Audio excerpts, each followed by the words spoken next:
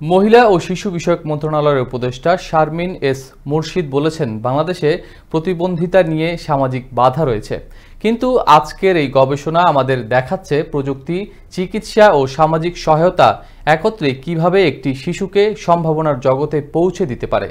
মঙ্গলবার রাজধানীর হোটেল ইন্টারকন্টিনেন্টালে বাংলাদেশ নিউরো ডেভেলপমেন্টাল ডিসএবিলিটিস বিষয়ক জাতীয় গবেষণা উন্মোচন অনুষ্ঠানে প্রধান অতিথির বক্তৃতায় এসব কথা বলেন তিনি আরও বলেন, আমাদের সংবিধান, শিশু নীতি ও প্রতিবন্ধী ব্যক্তিদের অধিকার সুরক্ষা আইন অনুযায়ী প্রতিটি শিশু প্রতিবন্ধী হোক বা না হোক তাদের পূর্ণ মর্যাদা ও সুযোগ পাওয়ার অধিকার রাখে। যাদের বিশেষ মেধা আছে সেই জায়গাটা থেকে আমাদের উপকূলীয় এলাকায় আমি লক্ষ্য করেছি যে ওখানে বেশ সমতলের জায়গার চাইতে ওখানে এই গোষ্ঠীটার সংখ্যা বেশি বলে আমার মনে হয়েছে।